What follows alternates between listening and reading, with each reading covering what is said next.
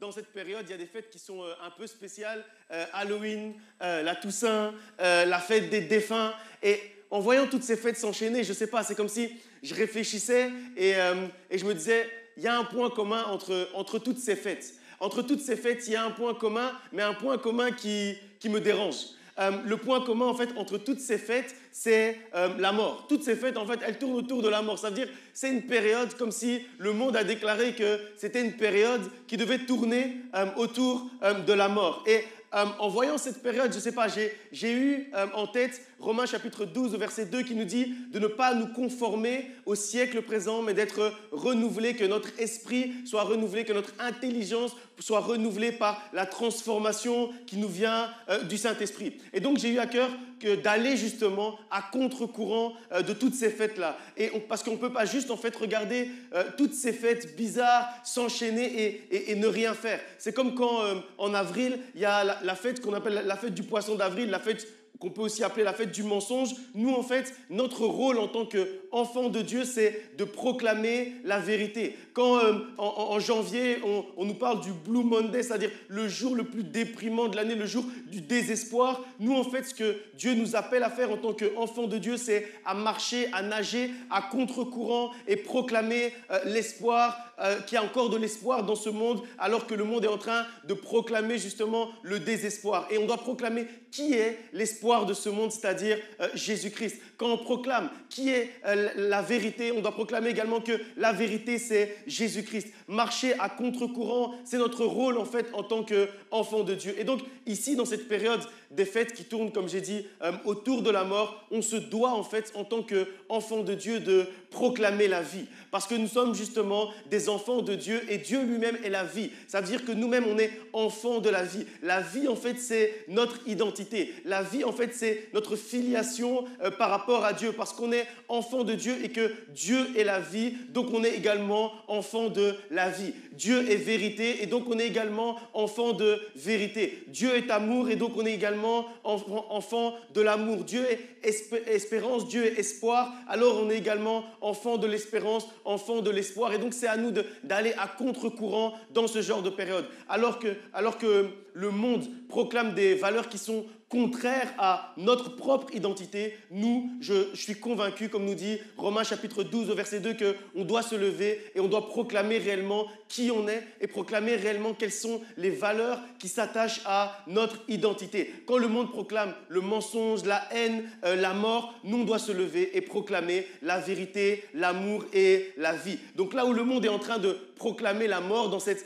période ici, de mettre une atmosphère de mort, c'est notre devoir, en fait, c'est notre devoir d'enfant de Dieu, notre devoir qui est lié à notre identité même de proclamer la vie. C'est ton devoir d'enfant de Dieu de proclamer la vie autour de toi, de proclamer la vie dans tous les secteurs de ta vie. On ne peut pas en fait laisser le monde proclamer la mort autour de nous avec toutes ces fêtes-là et ne rien faire. Et juste regarder comme ça. Ne rien faire, en fait, ce n'est pas suffisant parce que ça amène une atmosphère et on accepte, en fait, l'atmosphère qui est autour de nous. Et c'est pour ça qu'on voit beaucoup de dépression, c'est pour ça qu'on voit beaucoup de morts bizarres, une hausse des suicides durant cette période ici parce que autour de nous, les gens ne font que proclamer la mort. Donc ça crée, en fait, une atmosphère de mort. Et donc si on accepte cette atmosphère-là, on va vivre dans cette atmosphère-là. Et donc c'est à nous de briser ce mauvais cycle. C'est à nous de briser cette mauvaise atmosphère parce qu'on est justement les enfants de celui qui a vaincu la mort, les enfants de celui qui vit et qui a vaincu la mort et qui est lui-même la vie. Et donc il faut que nous, dans cette période de mort, on puisse proclamer la vie.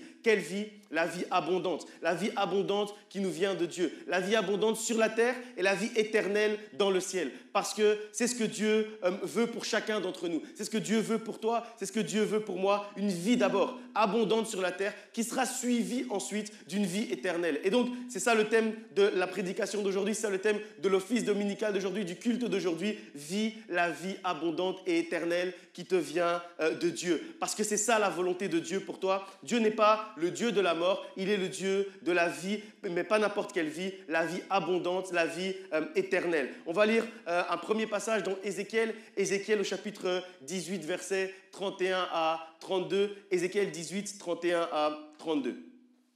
On va lire ensemble Ézéchiel 18, je lis à partir du verset 31. « Rejetez loin de vous toutes les transgressions par lesquelles vous avez péché. Faites-vous un cœur nouveau et un esprit nouveau. Pourquoi mourriez-vous, maison d'Israël? Car je ne désire pas la mort de celui qui meurt, dit le Seigneur, l'Éternel. Convertissez-vous donc et vivez.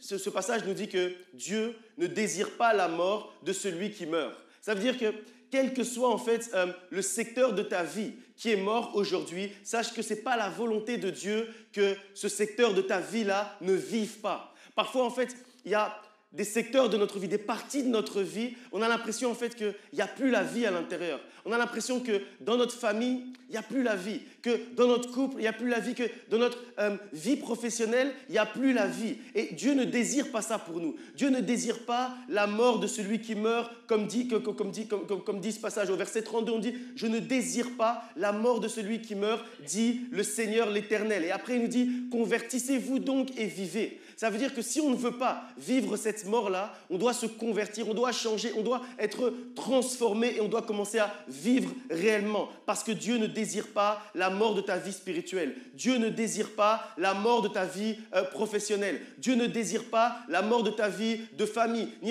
la mort de ta vie de couple, ni la mort de tes finances. La mort n'est jamais la volonté de Dieu. La mort n'est pas la volonté de ton Dieu. Dieu veut que tu puisses vivre. Dieu veut que tous les secteurs de ta vie soient remplis de sa vie abondante et éternelle. Donc, ne sois pas fataliste en acceptant en fait toutes les choses qui sont autour de toi et qui te font croire en fait qu'une partie de ta vie peut être morte et que ce n'est pas si grave.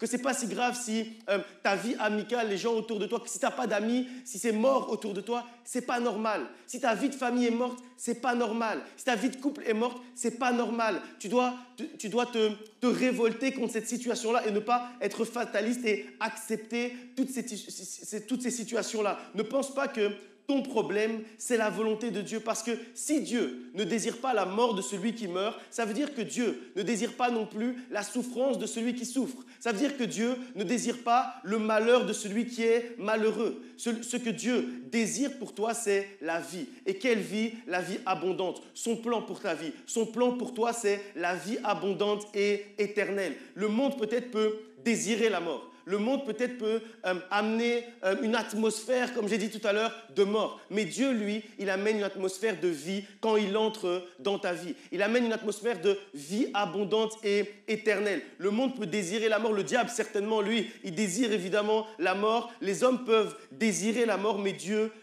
il ne désire jamais la mort de celui qui meurt. Il ne désire ni la souffrance, ni le malheur, ni la mort pour ses enfants. Que ce soit la mort terrestre, ou que ce soit la mort spirituelle, que ce soit la mort physique ou la mort spirituelle, il ne la désire pas, il ne la désire jamais. Quand on voit la manière dont le passage se termine aussi ici dans le verset 32, c'est aussi très fort. La fin du verset 32 nous dit « Convertissez-vous donc et vivez ». Il y a certaines versions de la Bible où le « vivez », il est avec un point d'exclamation. Et j'avais déjà prêché il y a 3 ou 4 ans sur ce point d'exclamation-là en disant que, en fait, la vie dont on nous parle ici, ce n'est pas vivoter, ce n'est pas une vie insipide, c'est une vie avec un point d'exclamation.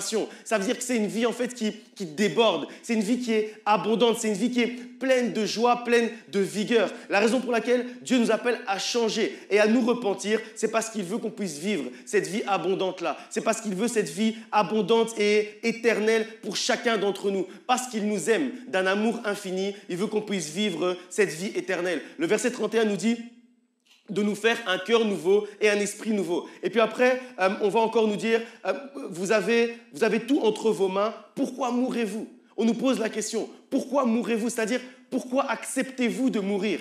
Pourquoi acceptez-vous que votre santé soit morte? Pourquoi acceptez-vous la maladie dans votre santé? Pourquoi acceptez-vous que votre vie de couple soit morte? Pourquoi acceptez-vous que votre vie spirituelle, votre relation avec Dieu soit morte? Pourquoi acceptez-vous que votre ministère soit mort? Et j'aime bien, en fait, quand dans la Bible, on nous pose une question. Et là, on nous pose une question qui doit nous faire réfléchir chacun d'entre nous. Pourquoi mourrez-vous alors que je ne désire pas la mort de celui qui meurt? Pourquoi est-ce que tes entreprises sont mortes alors que Dieu ne désire pas la mort de celui qui meurt? Pourquoi est-ce que ta vie, comme j'ai dit, amicale, relationnelle autour de toi est morte alors que Dieu ne désire pas la mort de celui qui meurt? Je crois que chacun d'entre nous, on doit se poser cette question. Pourquoi est-ce qu'on accepte qu'une partie de notre vie soit morte? Comme pour se dire, ok, Dieu peut agir dans tous les secteurs de ma vie. Dieu peut me donner la santé, Dieu peut me donner un travail.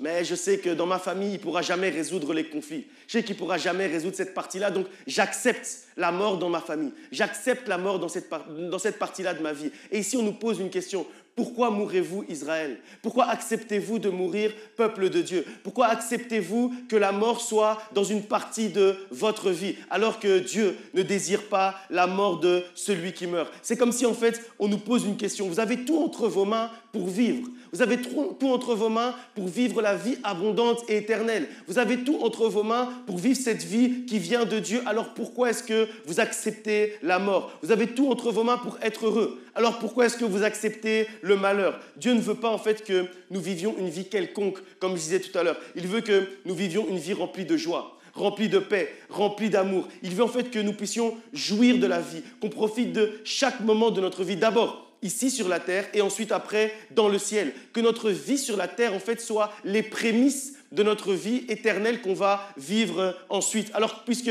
on sait que la vie éternelle, on aura la paix éternelle. Alors on doit avoir ici les prémices de la paix. Et parfois en fait, nous les chrétiens, on fait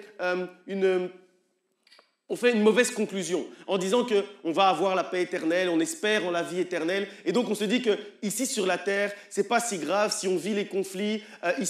Comme on va avoir l'amour éternel plus tard, ce n'est pas si grave si ici sur la terre, on vit la haine. Comme on va avoir la joie éternelle plus tard, ce n'est pas si grave si ici sur la terre, on vit la tristesse. Non, la Bible ne nous dit pas ça. La Bible nous dit que notre vie sur la terre doit être une préfiguration, doit être les prémices en fait de notre vie éternelle qu'on va vivre ensuite, pour qu'on puisse goûter ici une partie de cette vie-là, de cette vie éternelle, pour qu'on puisse réellement avoir ce courage aussi, cette envie, cette volonté, cet engagement de pouvoir nous accrocher à Dieu et pouvoir après entrer dans la vie éternelle. Mais si on ne vit pas les prémices ici, qu'est-ce qui va nous donner envie de rentrer réellement dans la vie éternelle? Alors il faut vivre les prémices. Ça veut dire que si on sait qu'on a prévu de vivre une joie éternelle, on doit déjà vivre les prémices de la joie ici sur la terre. Quand tu sais que tu auras un amour éternel demain dans le ciel, aujourd'hui ici sur la terre, tu dois déjà vivre les prémices de cet amour-là. Tu dois déjà goûter que Dieu est bon. Tu dois déjà goûter l'amour de Dieu. Tu dois déjà goûter la paix de Dieu. Tu dois déjà goûter la joie de Dieu. Tu dois déjà goûter le bonheur que Dieu a prévu pour toi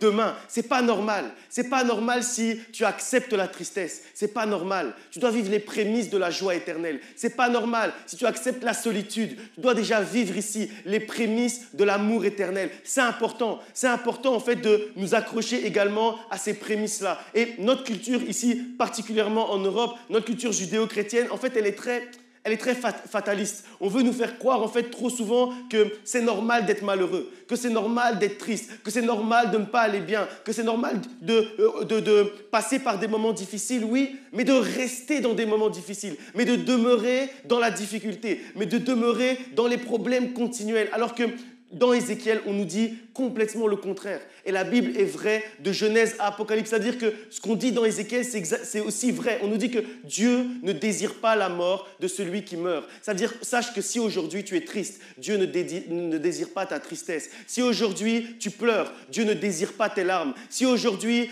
tu manques de joie, Dieu ne désire pas que tu ne sois pas dans la joie. Si aujourd'hui tu manques d'amour, Dieu ne désire pas ce manque d'amour-là. Parce que Dieu ne désire pas la mort de celui qui meurt. Dieu désire la vie pour celui qui meurt, même pour celui qui est en train de mourir, même pour celui qui est sur le chemin de la mort. Dieu désire quand même la vie pour lui. Parce que même si quelqu'un a fait tous les péchés du monde durant sa vie, au dernier jour, Dieu va encore essayer, Dieu va encore dire, il y a encore les sauver du dernier jour. Il va encore lui tendre une dernière fois la main, même si toute sa vie, parce que la Bible nous dit que le salaire du péché, c'est la mort. C'est-à-dire que si toute notre vie, on vit dans le péché, ça veut dire qu'on est en train de marcher petit à petit sur le chemin de la mort et on s'approche petit à petit de la mort. Mais tout au long de ce chemin que certains sont en train de faire vers la mort, Dieu continue à nous lancer des perches. Dieu continue à nous tendre la main parce qu'il ne désire pas la mort de celui qui est en train de mourir. Même si on est en train de mourir, même si on est en train de pécher et d'aller droit vers notre mort charnelle et spirituelle, Dieu lui continue à nous tendre la main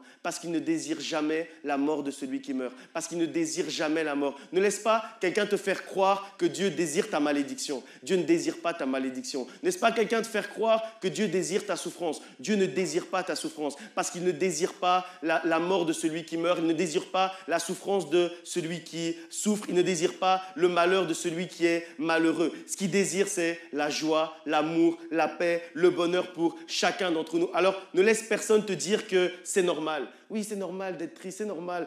Passe ton temps de dépression, c'est normal. Passe 2, 3, 4 mois dans la dépression et puis après, tu verras, Non, ne laisse personne te dire que c'est normal. Ce n'est pas normal. N'accepte pas ça. Parce que ici, tu dois vivre les prémices de la vie éternelle. La vie abondante dont on nous parle dans la parole de Dieu, ce sont les prémices de la vie éternelle. C'est pour ça qu'on nous parle de saisir la vie abondante et éternelle. Donc, ce n'est pas normal, ce n'est pas la volonté de Dieu d'être triste ou malheureux parce que ça ne fait pas partie de la vie abondante que Dieu veut pour toi. Ça ne fait pas partie de la vie que Dieu t'a promis. Ça ne fait pas partie de cette vie-là abondante et éternelle. Donc, et le cran de refuser ta situation. Et le cran, comme on l'a dit il y a quelques mois, de te révolter dans la prière. Et le cran de dire non, c'est pas normal et je veux pas continuer comme ça. Je veux pas continuer dans cette souffrance. Je veux pas continuer dans cette tristesse. Je veux pas continuer dans cette maladie. Et le cran de dire stop. Parce que c'est une vie abondante et remplie de paix, d'amour, de joie, de bonne santé, de bonheur que Dieu a prévu pour moi. Alors je veux la vivre ici pour continuer à la vivre après éternellement. On va lire un passage dans Jean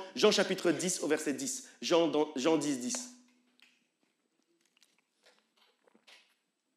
C'est un verset qu'on connaît assez bien, Jean chapitre 10, verset 10. Le voleur ne vient que pour dérober, égorger et détruire. Moi, je suis venu afin que les brebis aient la vie et qu'elles soient dans l'abondance. D'autres versions vont dire pour que les brebis aient la vie et qu'il l'ait en abondance. Ça veut dire en fait que dans un premier temps, Dieu dépose la vie en nous.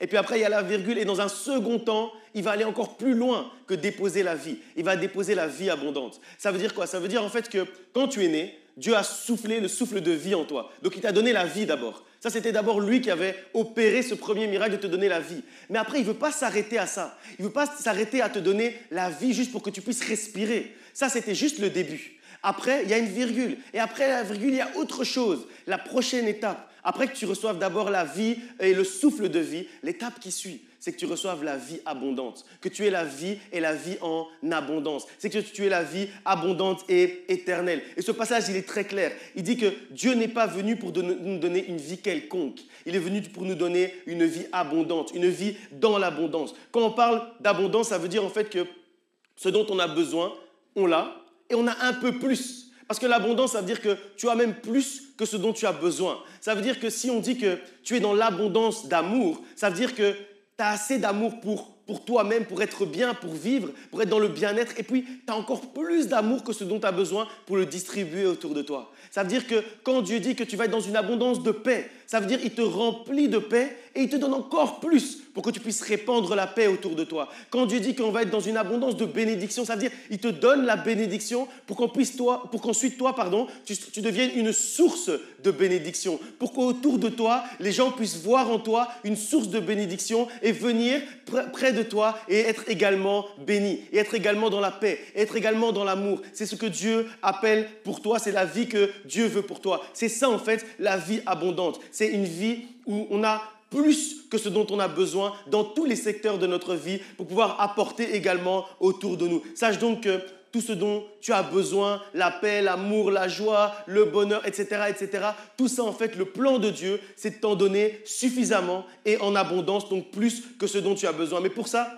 il faut savoir qui a la vie, comme on l'a lu dans ce passage. Comme on l'a lu dans Jean, ici, on dit que, en fait, quand on sait que qui nous donne la vie, il faut s'accrocher après à Dieu. Peu importe les épreuves, peu importe les difficultés, peu importe ce que les gens vont dire, nous, ce qu'on doit faire, c'est rester accroché à celui qui nous donne la vie, celui qui donne la vie aux brebis, parce qu'il est le seul qui a les paroles de la vie. Alors, quand tu as cru et que tu as connu Christ, ne te détourne pas parce qu'il est le seul à pouvoir donner la vie. Il est le seul à pouvoir donner la vie parce que lui-même, il est la vie. C'est-à-dire que les autres peuvent te parler de la vie. Moi, je peux te parler de la vie comme je suis en train de faire maintenant, mais je ne peux pas te donner la vie. Je peux juste t'en parler parce que je ne suis pas la vie. Mais Dieu, lui, Jésus, lui, il est la vie. C'est-à-dire que quand il vient vers nous, ce n'est pas qu'il nous parle, il nous explique comment est la vie éternelle et tout ça. Non, il vient et il dépose la vie en nous parce que lui-même, en fait, il est la vie. Quand lui-même, il vient et que c'est pas qu'il va nous parler de l'amour. Moi, je peux vous parler de l'amour, mais je ne peux pas vous donner l'amour parce que je ne suis pas l'amour. Mais lui, il est l'amour. C'est-à-dire, il est ce qu'il souhaite apporter dans ta vie. Quand lui, il nous parle de la paix, quand lui, il nous parle de la vérité, lui-même, en fait, il est la paix et la vérité. Et donc, quand il arrive dans notre vie, ce n'est pas qu'il l'amène avec lui. Non, il l'amène juste lui-même. Et en s'amenant lui-même dans notre vie, il amène également la paix, l'amour, la joie, le bonheur. Toutes ces choses, en fait, sont attachées directement à Dieu. Donc, aucun autre ne peut donner ce que lui peut donner parce que lui, il est réellement ce qu'il veut amener dans ta vie. Et encore moins la vie abondante. La vie, parfois on dit que nos parents nous donnent la vie. Ce n'est pas vrai, mais ok, on dit ça. Cette vie-là, à la limite, mais la vie abondante et éternelle. Personne ne peut te donner cette vie-là si ce n'est Jésus-Christ, si ce n'est ton Seigneur. La vie abondante, il est le seul à pouvoir te la donner. Le monde peut apporter des joies éphémères, mais lui, il peut t'apporter une joie abondante. Parce que derrière le mot « vie », là, tu peux mettre tout ce qui est agréable derrière dans la vie. La joie, c'est agréable. C'est-à-dire que s'il peut te donner la vie abondante, il peut également te donner la joie abondante. Le monde peut apporter une paix éphémère, mais lui, il t'apporte la paix abondante et éternelle. Tu peux trouver le bonheur éphémère quelque part, mais lui, il peut donner le bonheur abondant et éternel. Et ça, c'est le seul à pouvoir réellement donner ça. On va lire encore Jean chapitre 6, verset 32 au verset 35. Jean 6, verset 32 à 35.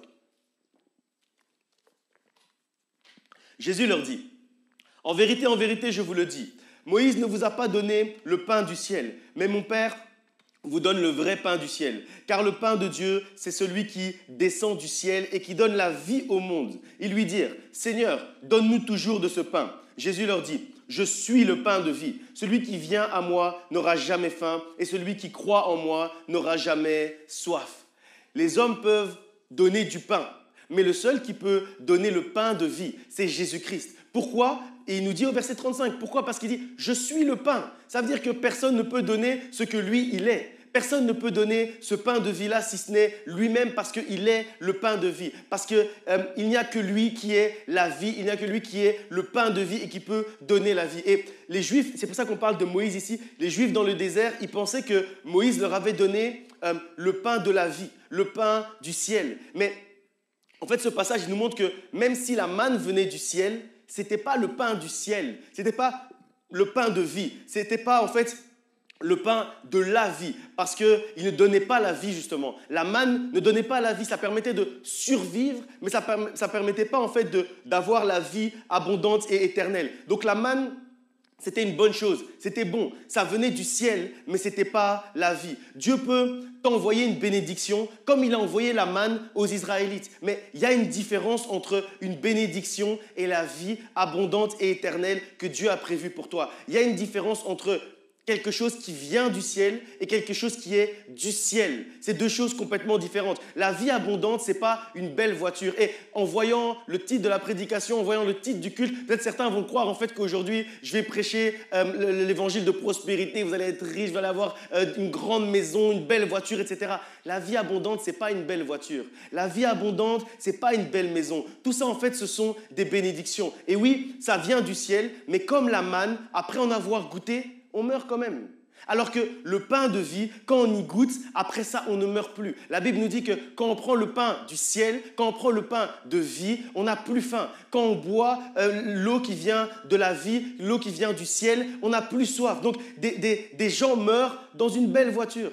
Et ils vont après, et après ils peuvent aller même en enfer. Des gens meurent avec des beaux bijoux dans une belle maison, et puis après quand même, ils peuvent aller en enfer. Parce que tout ça, en fait, c'est juste la manne. Donc oui, c'est bon, je n'ai pas dit que c'est des mauvaises choses, ce ne sont pas des mauvaises choses. Oui, ça vient du ciel, parce que la Bible nous dit dans Jacques chapitre 1 au verset 16 que toute grâce et tout don excellent viennent de Dieu. C'est-à-dire que toutes ces bénédictions, oui, ça vient du ciel. Mais la Bible nous dit également que la pluie coule sur le juste et sur l'injuste. Donc ça veut dire que c'est bon, ça vient du ciel, mais c'est juste la manne. Donc en fait, nous, ce qu'on doit rechercher, on ne doit pas juste rechercher la manne, on doit rechercher réellement le pain de vie. Parce que tout ce qui vient du ciel n'est pas le pain du ciel. Je ne sais pas si vous comprenez la nuance entre les deux, mais ce n'est pas parce que Dieu nous envoie du pain que c'est le pain de vie. Ça parce que Dieu nous envoie la manne, que c'est ce qui va nous permettre de ne pas mourir et de vivre éternellement. C'est pas comme ça. En fait, toutes ces choses matérielles, toutes ces choses que Dieu nous donne pour qu'on puisse vivre correctement sur la terre,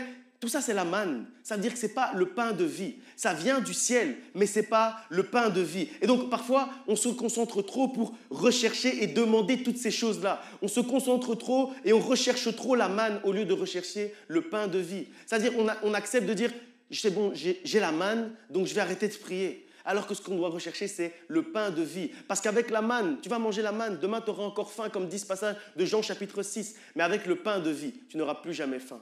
Et c'est ça en fait la différence. Et c'est ça en fait qu'on doit rechercher. On doit rechercher le pain de vie et non pas la manne. On ne doit pas être focalisé sur la manne. On doit être focalisé sur le pain de vie. Non pas sur les bénédictions matérielles, mais sur la bénédiction spirituelle et éternelle qui est uniquement la vie abondante et éternelle. Parce que c'est dans le pain de vie, c'est le pain de vie qui nous donne cette vie-là abondante et éternelle. Comprenez bien qu'il y a une différence. Il faut vraiment comprendre la différence entre le pain qui vient du ciel et le pain du ciel. Il faut faire la différence entre le pain et le pain de vie. Soyons focalisés sur le pain du ciel, sur le pain de vie qui nous donne la vie abondante et éternelle parce que c'est ce que chacun d'entre nous, on doit rechercher d'un cœur sincère et d'un cœur pur. On va lire un dernier passage avant de clôturer et de prier. Deutéronome chapitre 30, versets 19 à 20. Deutéronome 30, 19 et 20.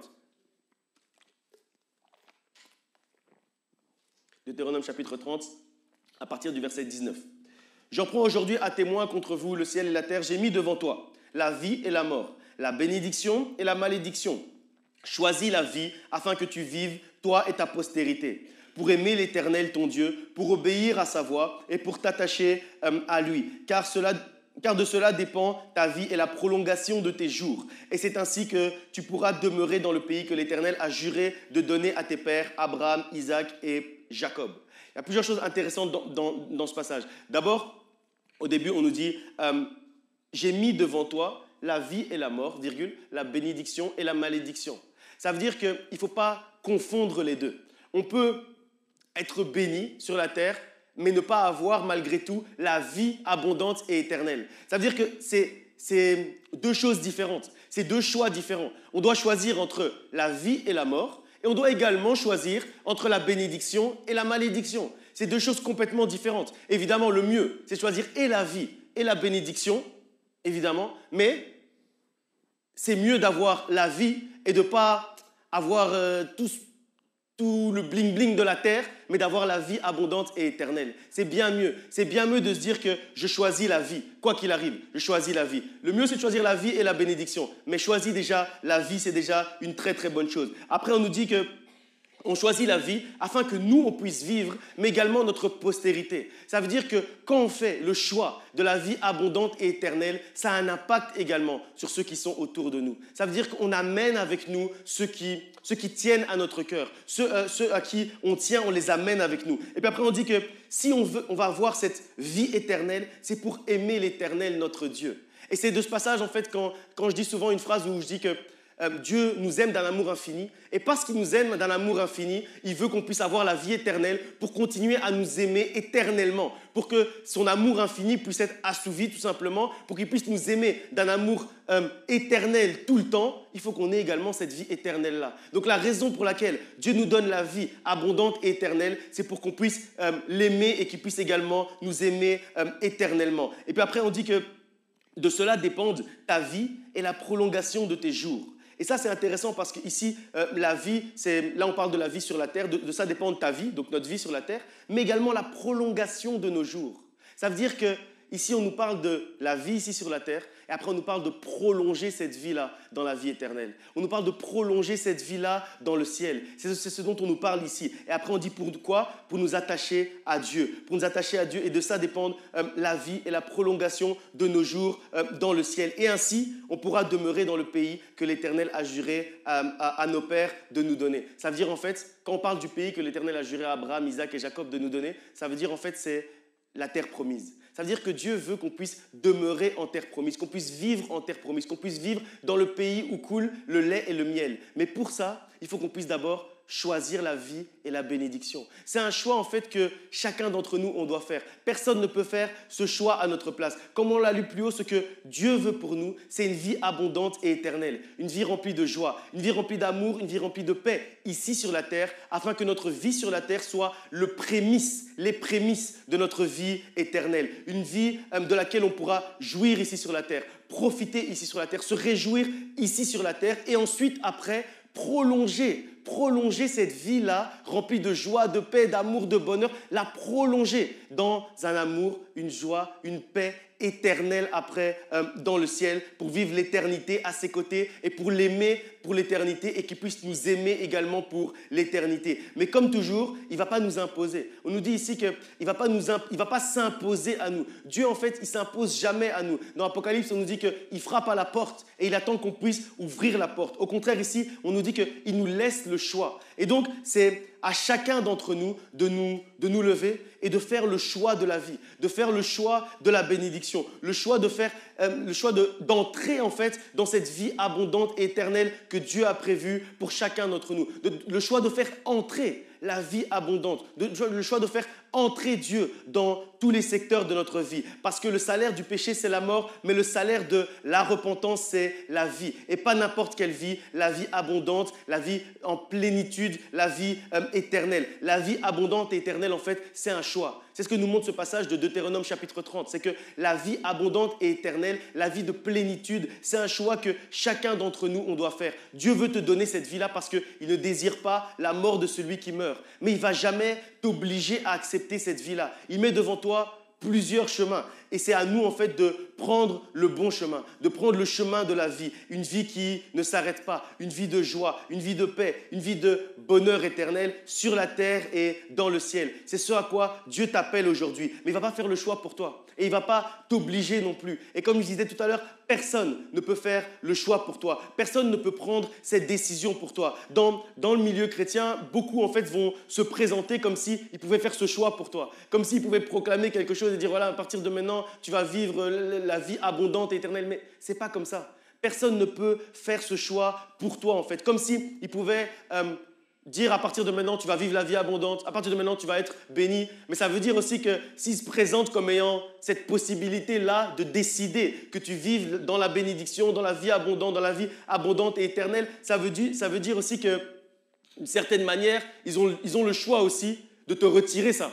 Ils ont le choix aussi de dire, à partir de maintenant, tu n'es plus béni, à partir de maintenant, tu es maudit. À partir de maintenant, tu n'es plus dans la vie, à partir de maintenant, tu n'es plus sauvé, puisqu'ils t'ont donné, ils ont le droit également de te reprendre. Et en fait, personne ne peut décider ça. Mais malheureusement, dans les églises, dans le milieu chrétien, les clients, ils vont croire ça. Mais les disciples, ils savent que personne ne peut leur donner cette vie abondante et éternelle si ce n'est Jésus-Christ en direct. Parce que si certains disent ça en fait aux clients, comme je disais tout à l'heure, c'est pour avoir une certaine emprise en fait sur eux. C'est pour avoir une certaine emprise qu'on va vous dire, je vais prier pour toi et à partir de maintenant, tu vas être béni. Je vais prier pour toi et à partir de maintenant, tu vas vivre une vie abondante et éternelle. Ça, en fait, c'est juste pour avoir une emprise. Ça veut dire que c'est juste pour te faire croire que tout ça, c'est entre mes mains. Mais tout ça, ce n'est pas entre mes mains. Tout ça, c'est entre tes mains à toi. Parce que c'est toi, en fait, qui dois faire ce choix-là. C'est justement pour qu'on puisse dire pour que tu puisses dire demain, s'il a le pouvoir, si le pasteur David, il a le pouvoir de me donner la bénédiction, ça veut dire qu'il a le pouvoir aussi de me donner la malédiction.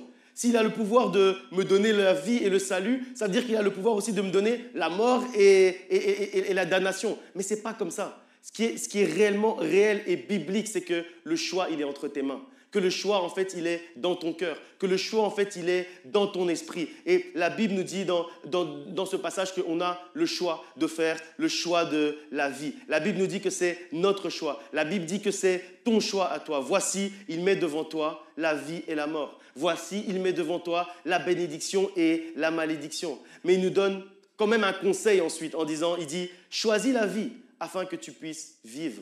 Choisis la vie afin que tu puisses vivre et demeurer en terre promise. Cette phrase, en fait, elle semble très simple, même trop simple. Choisis la vie pour que tu puisses vivre.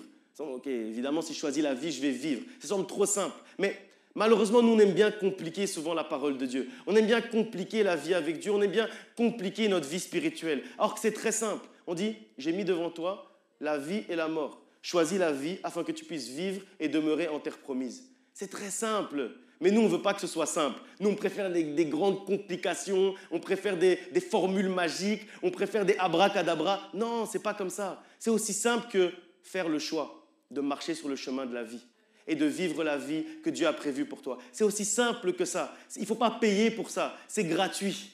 Faire ce choix-là, c'est gratuit. Ce choix, tu peux le faire aujourd'hui. C'est gratuit. Personne ne va te demander de l'argent quand tu auras fait ce choix-là. Personne ne va te demander de faire quelque chose non plus quand tu auras fait ce choix-là. Et donc, tout ce qu'on dit ici, c'est choisis la vie afin que tu puisses vivre la vie éternelle et afin que tu puisses vivre en terre promise ici sur la terre. Si tu veux être dans la terre promise ici sur la terre, tu veux prolonger ta vie dans l'éternité ensuite, choisis la vie aujourd'hui. Choisis la vie abondante et éternelle aujourd'hui, car Dieu ne désire pas la mort de celui qui meurt. Dieu veut que tu puisses vivre. Alors il te donne un conseil de choisir la vie, tout en te laissant le choix, mais il te dit quand même, choisis la vie pour ton foyer et tu verras que ton foyer va vivre. Choisis la vie pour ton couple et tu verras que ton couple va vivre. Choisis la vie pour ton travail et tu verras que ton travail va vivre. Choisis la vie pour ton ministère et tu verras que ton ministère va vivre. Choisis la vie pour ta vie spirituelle et tu verras que ta vie spirituelle va vivre. Choisis la vie pour tes finances et tu verras que tes finances vont vivre. Parce que lui, Dieu, ce qu'il veut, c'est insuffler la vie à l'intérieur de toi. Lui, ce qu'il désire, c'est que tu puisses vivre. Mais toi, quel choix tu vas faire? Au final, toi, qu'est-ce que tu désires? Parce qu'on a lu que Dieu, il désire la vie pour toi. Mais toi, qu'est-ce que tu désires? Toi, qu'est-ce que tu veux faire comme choix? Quel choix tu veux faire aujourd'hui? Quelle décision tu veux prendre aujourd'hui? Et c'est une décision qui est continuelle. Moi, je dis toujours que la vie chrétienne, c'est pas ponctuel. C'est pas en fait faire le choix aujourd'hui d'être sauvé, faire le choix aujourd'hui d'être baptisé. C'est pas ça. C'est un choix continuel. Ça veut dire que même si tu vis une vie que tu considères abondante, même si tu vis une vie que tu considères alignée avec la parole de Dieu, sache que même aujourd'hui, tu dois encore faire le choix de la vie. Tous les jours, tu dois faire le choix de la vie. Et notre vie ici sur la terre, c'est un enchaînement de choix. Ça veut dire à chaque seconde, même quand on ne s'en rend pas compte, on est en train de faire un choix. Parce que là, vous êtes assis, vous écoutez la parole de Dieu. Je prends toujours le même exemple. Vous écoutez la parole de Dieu, vous êtes là, mais chaque seconde, vous choisissez de rester assis et d'écouter. Là, vous pouvez vous lever et partir. Encore là, vous pouvez vous lever et partir. Encore maintenant, vous pouvez parler. Encore maintenant, vous pouvez regarder votre téléphone. Chaque seconde, vous faites un choix. Chaque seconde, on fait un choix en fait. Et chaque seconde, on devrait faire le choix de la vie. Chaque seconde, on devrait faire le choix de la vie abondante et éternelle. Et c'est alors qu'on va vivre cette vie abondante et éternelle dans tous les secteurs de notre vie. Dieu ne désire pas la mort de celui qui meurt. Dieu désire la vie pour celui qui vit et il désire la vie pour celui qui meurt également. Alors même si tu vis maintenant, Dieu désire la vie pour toi. Même si tu es en train de mourir, Dieu désire la vie pour toi. Dieu désire insuffler cette vie à l'intérieur de toi. Mais toi, quel choix tu vas faire? Mais toi, qu'est-ce que tu désires? Et c'est pour ça que dans Ézéchiel, on lui disait, pourquoi mourrez-vous, maison d'Israël? Pourquoi mourrez-vous alors que je ne désire pas la mort de celui qui meurt? Alors, c'est le moment aujourd'hui de choisir la vie. C'est le moment de demander à Dieu de souffler son souffle de vie partout où il y a la mort dans ta vie. C'est le moment d'appeler l'esprit de vie dans ta vie, qu'il prenne toute la place, qu'il vienne et qu'il prenne tout le contrôle de ta vie en ce dimanche. Choisis la vie et tu vivras en terre promise. On va se lever, on va prier, que Dieu vous bénisse.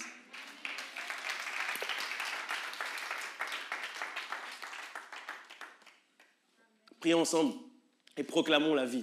Proclamons que tous les secteurs de notre vie vont vivre dès aujourd'hui. Partout où les ténèbres étaient entrées, aujourd'hui, on va proclamer que tous les secteurs de notre vie vont reprendre vie. Partout où il y avait la mort ou une partie de la mort ou le désert, on va appeler la vie de Dieu à l'intérieur. On va demander à Dieu son pain de vie. On ne va pas demander la manne. C'est-à-dire, commence pas à demander, Seigneur, j'ai un problème de facture, j'ai besoin d'argent. Commence pas à demander la manne. Demande le pain de vie et tu n'auras plus besoin de la manne. Parce que la manne, c'est juste une conséquence du pain de la vie. C'est-à-dire que tout ce dont tu as besoin, tout ce que tu veux matériellement, tout ce que ta réalité te dit que tu as besoin, tout ce que tes yeux humains te disent, j'ai besoin de ça. Tout ça, en fait, c'est la conséquence du pain de vie. Alors demande le pain de vie, demande la vie abondante et éternelle. Et après, tu n'auras plus jamais besoin de demander toutes ces choses. Elles vont venir automatiquement. Tu n'auras plus jamais besoin de demander la réussite. Ça va venir automatiquement. Tu n'auras plus jamais besoin de demander la joie. Ça va venir automatiquement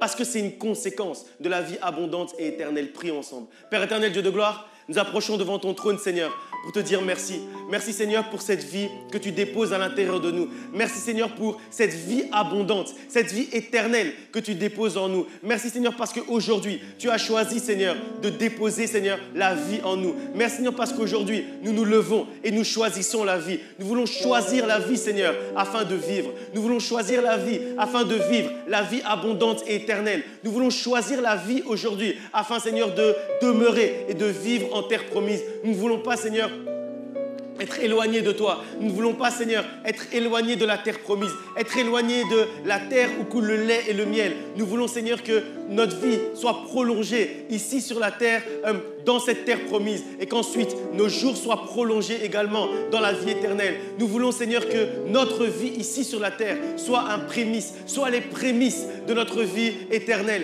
Nous voulons, Seigneur, que la joie éternelle, nous puissions déjà la goûter ici sur la terre. Nous voulons, Seigneur, que la joie que nous vivons ici sur la terre soit les prémices de la joie éternelle. Nous voulons, Seigneur, que la paix que nous vivons ici sur la terre soit les prémices de la paix éternelle que nous allons vivre dans le ciel. Nous voulons, Seigneur, que l'amour que nous allons vivre ici sur la terre soit les prémices de l'amour éternel que nous allons vivre dans le ciel. Aujourd'hui, Seigneur, nous voulons vivre les prémices. Aujourd'hui, Seigneur, nous voulons réellement vivre, Seigneur, à tes côtés. Nous voulons, Seigneur, vivre la préfiguration de l'amour infini, la préfiguration de la paix éternelle, la préfiguration de la joie éternelle. C'est ce que nous voulons vivre ici sur la terre. Aujourd'hui, Seigneur, nous voulons réellement, Seigneur, entrer, Seigneur, dans notre destinée, marcher, Seigneur, sur le chemin que toi, Seigneur, tu as tracé. Alors aujourd'hui, Seigneur, nous choisissons la vie. Aujourd'hui, Seigneur, nous choisissons cette vie-là. Nous choisissons, Seigneur, la vie abondante. Nous choisissons, Seigneur, la vie éternelle. Non pas, Seigneur, l'abondance que le monde veut essayer de mettre dans notre vie. Mais nous voulons, Seigneur, la vie abondante et éternelle qui vient de toi. C'est notre choix aujourd'hui. C'est notre décision aujourd'hui. Notre décision, Seigneur, c'est de marcher à tes côtés. Notre décision, Seigneur, c'est de nous approcher de toi. Pour nous, pour nos enfants, pour notre Église, pour ceux qui sont autour de nous, pour nos frères, pour nos sœurs, pour nos parents, pour tous ceux qui nous tiennent à cœur, pour nos amis. Aujourd'hui, Seigneur, nous voulons, Seigneur, la vie. Aujourd'hui, Seigneur, nous voulons que tu puisses souffler ta vie, que Seigneur, que tu puisses insuffler ta vie. Souffle ta vie, Seigneur, sur quelqu'un aujourd'hui. Souffle ta vie, Seigneur, dans tous les secteurs de la vie de quelqu'un aujourd'hui. Souffle ta vie, Seigneur, sur un couple qui était malade, sur un couple, Seigneur, qui était en train de mourir. Souffle ta vie, Seigneur, parce que tu ne désires pas la mort du couple qui est en train de mourir. Souffle, Seigneur, ta vie sur une famille qui était en train de mourir.